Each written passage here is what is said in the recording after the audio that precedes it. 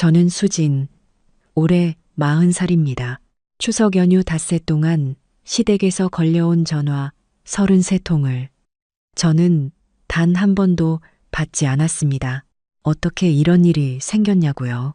저는 12해 동안 맏며느리로 살았습니다. 명절마다 가장 먼저 도착해서 가장 늦게 떠났고 차례상 준비는 물론이고 시아버님 당뇨 식단, 어머님 무릎약 챙기는 일도 전부 제 몫이었습니다. 남편은 회사 일이 바쁘다고 했고 시동생 내외는 지방에 산다는 이유로 늘 조금 늦게 왔다가 조금 일찍 떠났습니다. 저는 그게 당연한 줄 알았습니다. 맏며느리니까, 가까이 사니까, 제가 해야 하는 일이니까. 그렇게 12해가 흘렀습니다. 그해 추석은 유난히 더웠습니다. 연휴 이틀 전 저는 회사에서 반차를 쓰고 일찍 퇴근해 시장을 봤습니다. 토란, 고사리, 도라지, 문어, 육전용 소고기, 장바구니 2개가 꽉 찼습니다.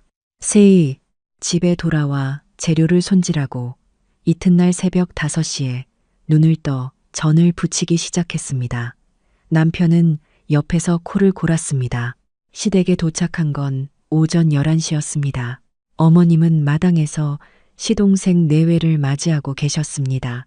시동생 부부가 저보다 먼저 와 있었습니다. 어머님 얼굴이 환했습니다.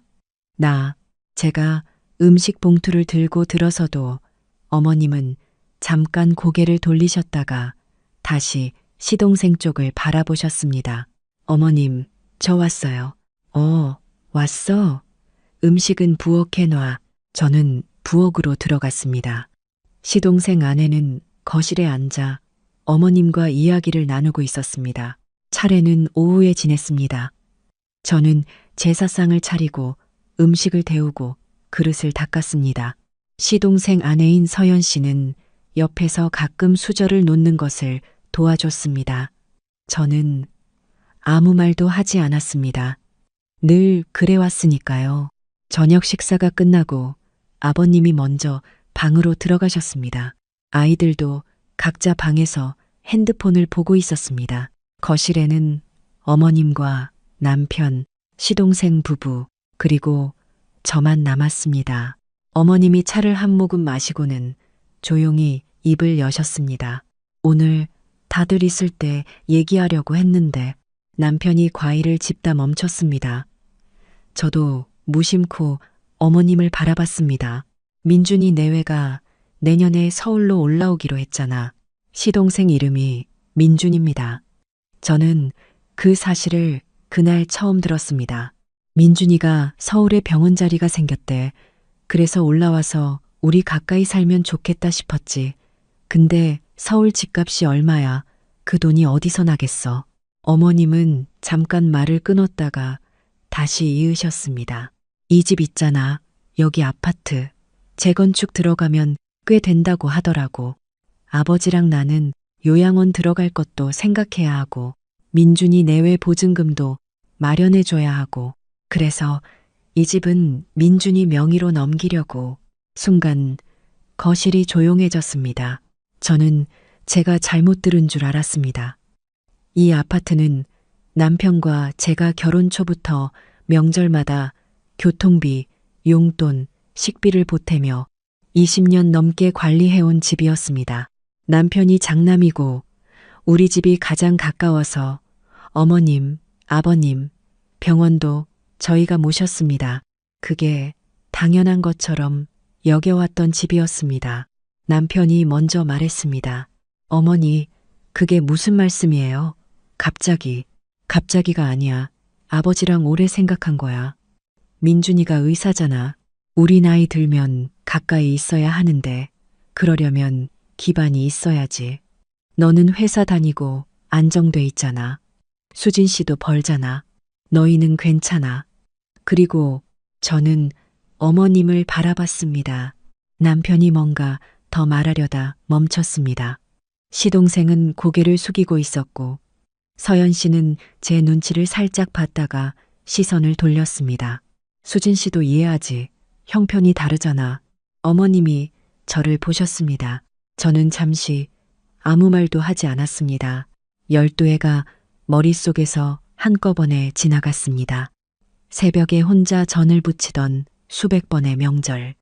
어머님 무릎 수술 때 일주일 내내 병원을 오가던 날들. 아버님 입원하셨을 때 남편 대신 보호자 서류에 도장을 찍던 일. 시동생 결혼식 준비를 도우면서도 감사하다는 말 한 번 듣지 못했던 기억들. 저는 천천히 입을 열었습니다. 알겠어요. 그게 전부였습니다. 저는 더 말하지 않았습니다. 그날 밤 남편과 저는 시댁 작은 방에 누웠습니다. 남편이 낮은 목소리로 말했습니다. 수진아, 어머니가 너무 갑작스럽게 말씀하셨는데 나도 당황했어. 나중에 다시 얘기해보자. 네. 저는 천장을 바라봤습니다. 응. 저는 짧게 대답하고 눈을 감았습니다. 잠은 오지 않았습니다. 이튿날 아침 어머님은 시동생 부부에게 잘 주무셨냐고 물으시고 좋아하는 반찬을 차려주셨습니다. 저는 부엌에서 설거지를 했습니다. 서연 씨가 들어와서 수고하세요 하고 말했습니다. 저는 웃으며 괜찮아요 했습니다. 점심이 끝나고 시동생 부부가 먼저 떠났습니다. 어머님은 현관 앞에까지 나오셔서 배웅을 하셨습니다. 서연아, 음식 넉넉히 싸줄게. 잠깐만. 어머님이 다시 부엌으로 들어가셨습니다. 저도 따라 들어가 남은 음식을 나눠 담기 시작했습니다. 어머님이 서연 씨에게 드릴 음식을 챙기면서 저한테는 아무 말도 하지 않으셨습니다. 시동생 차가 골목을 빠져나가는 걸 보고 어머님이 말씀하셨습니다. 수진 씨, 남은 설거지 좀 해줘. 나 허리가 아파서. 저는 고개를 끄덕였습니다. 남편은 아버님과 거실에서 TV를 보고 있었습니다. 저는 설거지를 하면서 생각했습니다. 이 집이 민준이 명의로 넘어간 후에도 저는 명절마다 여기 와서 이 설거지를 하고 있을 것 같다는 생각이, 그 생각이 드는 순간 손이 멈췄습니다. 저는 조용히 물을 잠갔습니다. 남편에게 다가가 나지막이 말했습니다. 나 친정에 좀 다녀올게. 남편이 눈을 깜빡였습니다. 지금 연휴 아직 남았잖아. 올해비가 연락이 왔는데 어머니가 좀 편찮으신 것 같대. 가봐야 할 것 같아. 사실이 아니었습니다. 그렇게 말하지 않으면 제가 거기서 나올 수 없을 것 같았습니다. 남편이 잠깐 저를 바라봤습니다. 그러더니 고개를 끄덕였습니다. 그래, 다녀와. 나는 저녁에 들어갈게. 저는 방에 들어가 가방을 챙겼습니다. 어머님께 인사를 드렸습니다. 어머님, 저 먼저 들어가 볼게요. 친정어머니가 좀 안 좋으시다고 해서 어머님이 시선을 거두지 않은 채 말씀하셨습니다. 그래. 저는 현관문을 닫았습니다. 버스 정류장에 서서 저는 한동안 아무 생각도 하지 않았습니다. 생각이라는 게 너무 많아서 오히려 아무것도 떠오르지 않는 것 같았습니다. 버스가 왔고 저는 올라탔습니다. 창밖으로 시댁이 있는 골목이 멀어지는 걸 바라봤습니다. 친정에 도착했을 때 어머니가 놀라셨습니다. 어머, 수진아, 연락도 없이 왜? 그냥 보고 싶어서요.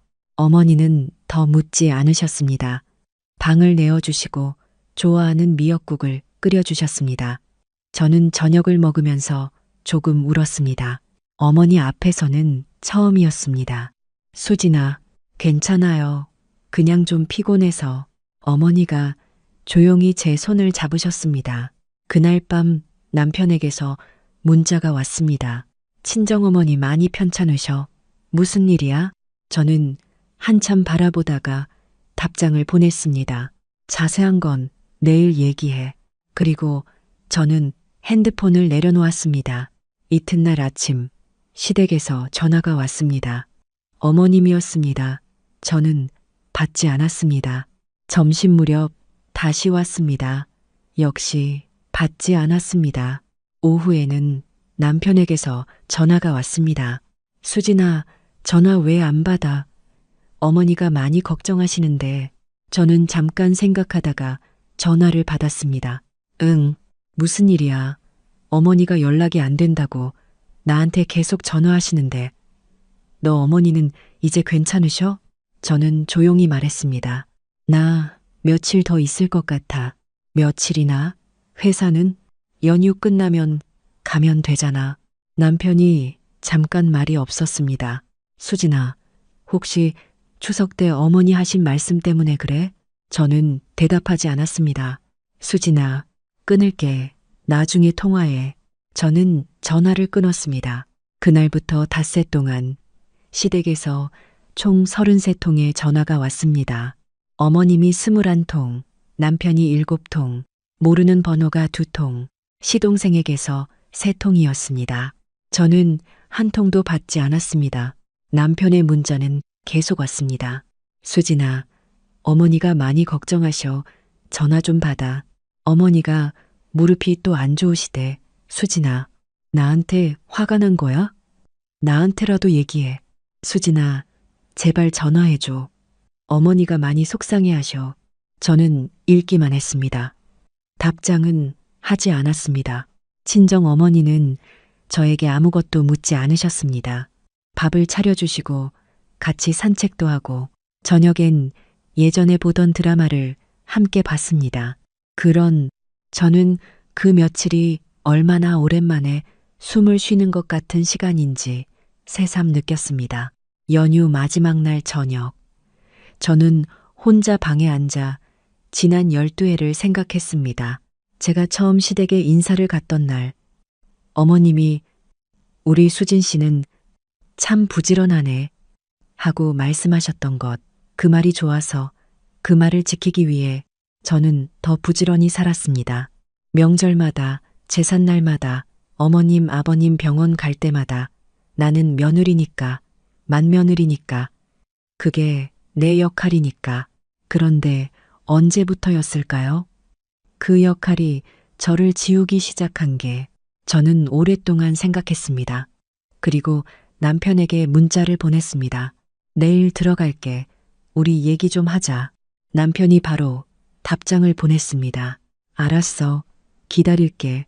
다음 날 오후 저는 집으로 돌아왔습니다. 남편이 거실에서 기다리고 있었습니다. 얼굴이 많이 피곤해 보였습니다. 저는 가방을 내려놓고 소파에 앉았습니다. 남편도 맞은편에 앉았습니다. 한동안 아무도 먼저 말하지 않았습니다. 남편이 먼저 입을 열었습니다. 수진아, 미안해. 저는 남편을 바라봤습니다. 어머니 말씀 들었을 때 내가 바로 얘기했어야 했는데, 그게 맞는데, 근데 그 자리에서 아무 말도 못했어. 어머니 앞에서 말이 안 나왔어. 그게 잘못된 거 알아. 저는 잠시 생각하다가 말했습니다. 당신이 그 자리에서 아무 말도 안 했을 때요. 그게 제일 힘들었어요. 남편이 고개를 숙였습니다. 미안해. 어머님 말씀이 힘든 게 아니에요. 어머님은 원래 그런 분이잖아요. 제가 12해 동안 알아온 분이에요. 근데 당신은요. 나는 당신이 장남이라서 어머님 말씀을 따를 거라고는 생각 안 했어요. 다만 당신이 나 편이 아니라는 걸 그 자리에서 알게 된 게 힘들었어요. 남편이 아무 말도 하지 못했습니다. 저는 계속 말했습니다. 나는 이 집이 우리 집이라고 생각하면서 12해를 살았어요. 명절마다 새벽에 일어나서 음식 만들고 부모님 병원 모시고 제삿날 준비하면서 그게 나의 가족이라고 생각했거든요. 근데 어머님한테는 아닌 거잖아요. 나는 그냥 가까이 있는 일 하는 며느리인 거잖아요. 수진아, 화가 난 게 아니에요. 그냥 알고 싶어요.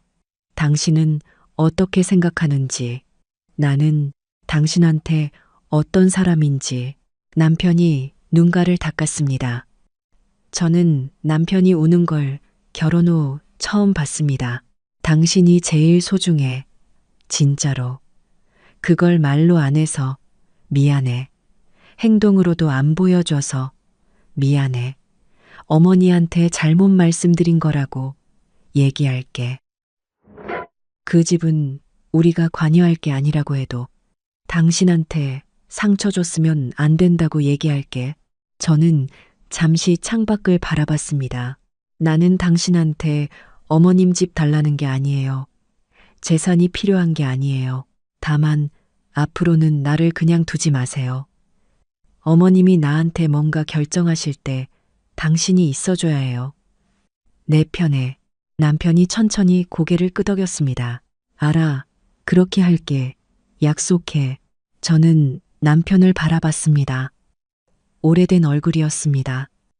12해를 함께 살아온, 잘못한 것도 많고 부족한 것도 많지만 그래도 제 남편인 얼굴. 저는 천천히 말했습니다. 믿어볼게요. 다음 날 어머님에게서 전화가 왔습니다. 남편이 먼저 받았습니다. 거실에서 남편 목소리가 들렸습니다. 어머니, 수진이 친정 어머니 많이 편찮으셔서 갔던 거예요. 그리고 어머니, 추석 때 말씀하신 거요. 저도 그 자리에서 말씀 못 드렸는데 수진이가 많이 서운했을 것 같아요. 수진이가 얼마나 열심히 해왔는지 어머니도 아시잖아요.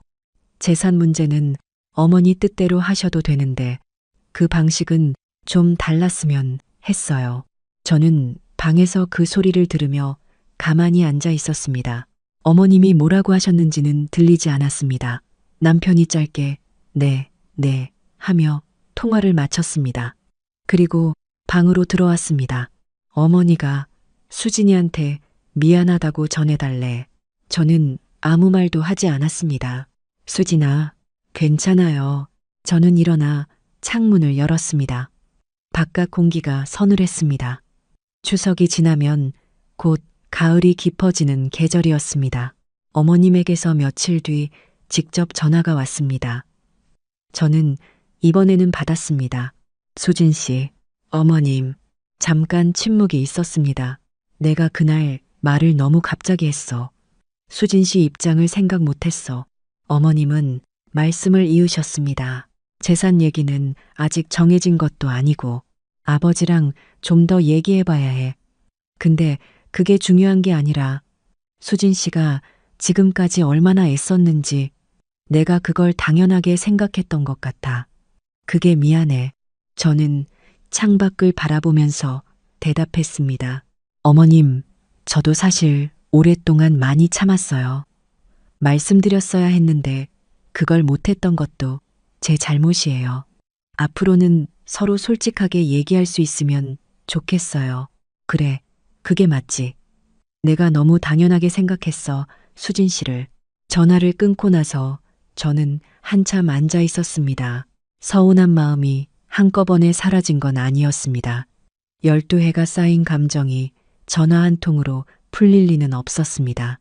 하지만 조금은 달라졌습니다.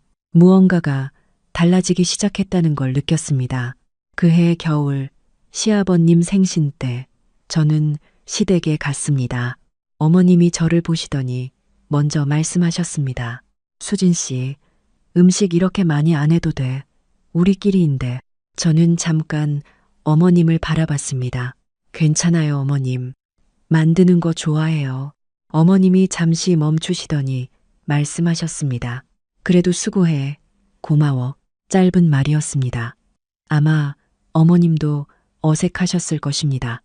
저도 어색했습니다. 하지만 그 말이 없던 12해보다는 나았습니다. 저는 이제 40살입니다. 더 이상 새벽 4시에 혼자 전을 부치지 않습니다. 명절 전날 준비가 필요하면 남편과 함께 합니다. 어머님 병원 일정이 있으면 먼저 남편과 상의합니다. 제가 할 수 있는 것과 할 수 없는 것을 이제는 말합니다. 처음에는 그 말이 입에서 잘 나오지 않았습니다. 오래 참는데 익숙해진 사람은 말하는 연습부터 다시 해야 했습니다. 어색하고 눈치가 보이고 괜히 이기적인 사람이 된 것 같은 기분이 들었습니다. 하지만 저는 계속 말하기로 했습니다. 왜냐하면 그 33통의 전화를 받지 않았던 닷새 동안 저는 처음으로 저 자신의 소리를 들었기 때문입니다. 오래 묻혀있던 목소리였습니다. 지쳤다는 것, 외로웠다는 것, 인정받고 싶었다는 것. 그 목소리가 살아 있었습니다. 저는 더 이상 그 목소리를 덮지 않으려고 합니다. 맏며느리라는 이름은 아직도 제 이름 앞에 붙어 있습니다. 하지만 이제 그 이름이 저를 지우는 이름이 아니기를 바랍니다. 저는 맏며느리이기도 하고, 누군가의 아내이기도 하고, 누군가의 딸이기도 하고, 그리고 그 전에 수진이기도 합니다. 40살이 되어서야 그걸 알았습니다. 너무 늦었다고 생각하지 않습니다. 지금이라도 알았으니까요.